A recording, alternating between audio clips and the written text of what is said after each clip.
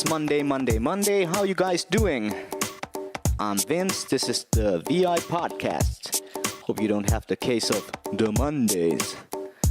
Yeah, just watched Office Space, the movie, yesterday, and that line stuck with me for obvious reasons. I didn't know it was gonna be there, but yeah, coincidence. They just seem to happen. On the weekend, on Friday, I was talking with Piritta Lumous, and we had a pretty good interview, so just want to share that with you guys. Here it is. Alright, people, it's episode 2 of the Vince's VIPodcast. We are here in beautiful, very foggy downtown Tampere, and it's at the studio as usual. And I'm here with my guest. She's a singer, she's a mother, she's a teacher, and now you're an author. Piritta Lumous, welcome to the show. Thank you. I actually was wondering, what title are you using now? What is how do you define yourself at the moment? I'm a space cat. On top of all the other stuff. No, on top of my own thoughts, floating up in the air usually. No, I'm an artist. I'm just an artist. I don't do that much teaching. I don't know why it said it on the press that I'm a teacher, because I'm not really a teacher. But most of all, I'm an artist. All right. I was actually wondering, we were talking about the teaching gig, I don't know, a year ago, and you were like, you don't understand why people come to you for teach. And I sort of wonder, you can't teach your singing, really. Like your style, it's so from the soul and so from your big sound, and how do you teach that sound to someone? Well, I don't teach my own sound, because for me, when I sing, I don't actually think that I sing. It is like talking to me. It's like talking to someone. You can't teach someone to talk the way you talk. But when I was younger, I was taking piano lessons and I was singing in a choir and stuff. So I know the basic classical stuff. And I also graduated from theater school. So I have actually studied performing as an art. So I can teach maybe about expression or, singing scales and singing basic jazz songs, whatever. But I don't sing that way myself, so it is weird why people want to come to my classes. But I like teaching. It's just like singing with someone. Yeah, and it's probably something totally different to do from your regular, I don't know, probably not job, but your regular way of life, sort of, to have something that is just different kind of people and different kind of work to what you usually do on the road or at a local bar. Yes, I have to be sober. Difference number 1. All right. So let's see. I got a bunch of questions here, and now I can't make any sense of them. Okay, here we go. Because you got a new book coming. It's coming at the end of the month, and the name is Roadkill, and I don't really. Levottomuuden anatomia. Can you say it again? Levottomuuden anatomia. Anatomy of being restless. I don't know why I just think of Antti anatomy. Hope this book is not about him only. This book is not about Antti. Hello, Antti. No. Now I gotta send this to Antti. You gotta listen. So, what's the book about? It's a road book about the European tours of Manzana, and it's also about my life story in a way, like becoming what I am today. So maybe I'm getting old because I have to start remembering what have I done for the last 10 years. And it's also a love story, and it's half fictional, but most of it's true. But there's some fictional parts. And of course, you people, you gotta figure out which parts are real and which parts are not. Well, as an artist, I always torture the people very close to me. So I kind of suck the blood out of them. So at some point I have to start protecting them too. When they stop talking to me and they don't answer my calls, then I realize that I can't tell their names on interviews. Yeah, you're gonna have to say, let's call him Antti A. No, anatomy. That works always very good. Stop talking about Antti. Now somebody thinks that. I hardly know the guy. I say hello to him in the bar. This is not about him. Yes, I know Antti, but no, okay. Yeah, okay. I'll drop it. Yeah, but this is your first book. I don't know. Have you done writing? Of course, you do lyrics, but that's gotta be different. Yes, actually, I started the book because I write lyrics also to other artists as some kind of job. I have so many jobs, but I write a lot. And then I had lots of lyrics that I couldn't use, and I started feeling really pissed off, like how can I use them? So I just put them in a row and I started combining the songs. So the book is originally based on lyrics, but then I just kind of combined them and it became a story. But I have written quite a lot. I went to theater school, like I said, so we had dramaturgic studies and stuff like that. So I've written a few plays and, of course, poems like all the girls. But this is the first book, so I was very much in trouble in the beginning.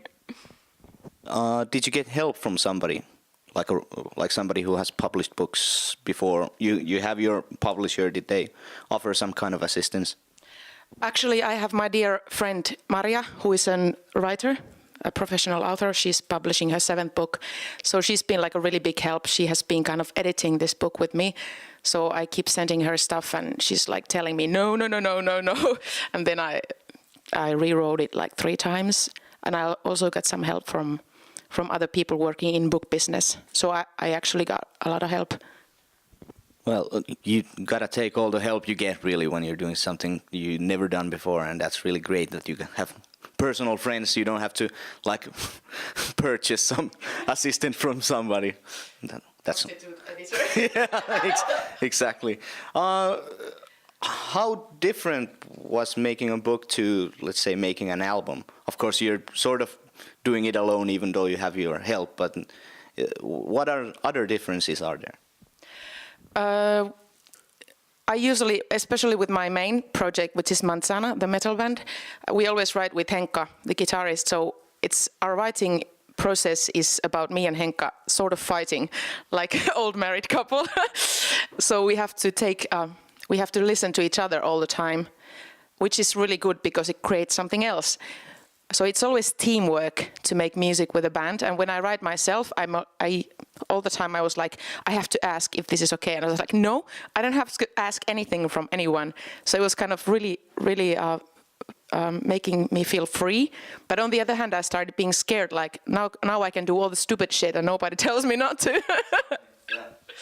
Yeah, and like what I'm really interested about is how is it different? Like when you got your book, of course you had to rewrite it, but when it's sort of ready and you're like, okay, now I'm gonna publish this, compared to getting a record deal, is there similarities? Is it totally different?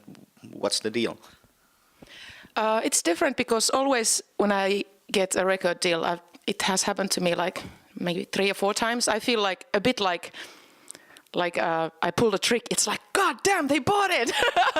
And then we go to the bar with the band guys and we just get really drunk. Oh, those stupid people, how can they believe in us? And of course we believe in us, but it's more like a funny joke. It's like, oh, awesome. And then we just keep on partying. But when I got a deal on my own for something that I do sober, totally honest all the time, it's more like getting accepted by a friend. You know, it's more personal. It's like, okay, they actually respected my thoughts and not that like we're really crazy and funny, and which is important too. I think it's very important to be crazy and funny, but it's more personal. Do you think that when making music, it's sort of like the music isn't always so important, like the content of the band is not as important as the band? Like a lot of times they're signing like an idea of what we can market as a band, but like a book, well, it's a book, and you know what's on the pages, that's pretty much what you're gonna get. Oh yeah, exactly what I mean, that in especially rock and roll scene, the whole thing is more important than the actual music. I mean, it's about how you look, how you party, who you hang around with. It's like how you talk, what kind of person you are. And that's like 50% of the stuff that people come to see. Like, it doesn't matter if you have the best songs in the world, but if you are not fun or interesting, it's hard to be a kind of pop scene person. So in a book, it's more like it's only the text. They don't really care about me, which is nice. And I'm getting old, you know. I'm not 20-year-old girl anymore. So when like my friends who are actors, they always say that when women as performers come to my age, I'm 37, and they have to choose, do they want to sell their ass or do they want to sell their thoughts?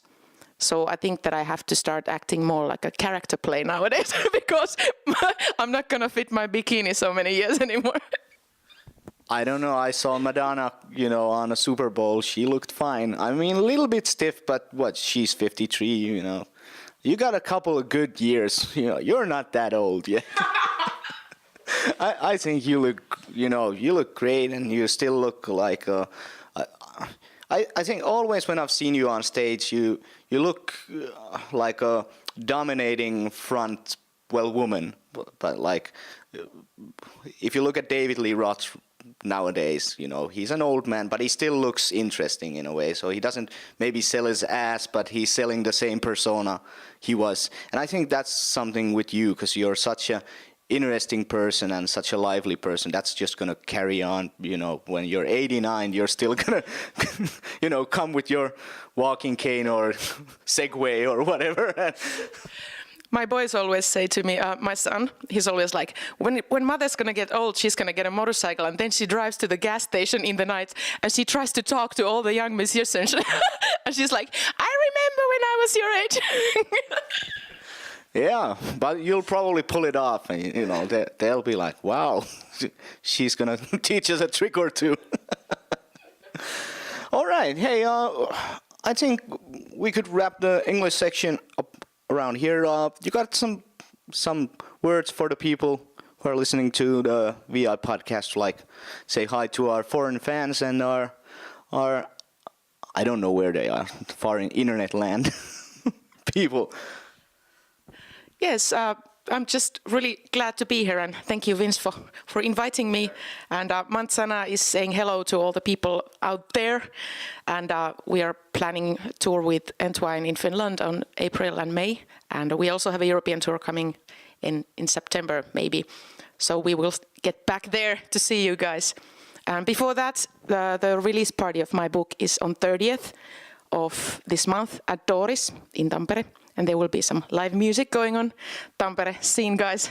Matta Omikojan's going to play there, and plenty of other artists too, maybe. So welcome to the party, 30th. All right, and that's about it. We're going to go over to the Finnish section now. So thanks for listening, and I hope you can enjoy the rest of the interview also. I'm Vince. See you later.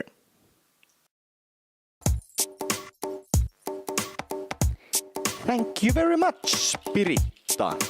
The book is called Roadkill, Levottomuuden Anatomia, The Anatomy of Restlessness.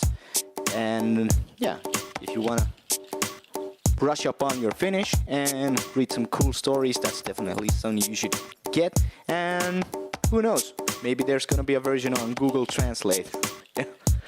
That should be interesting.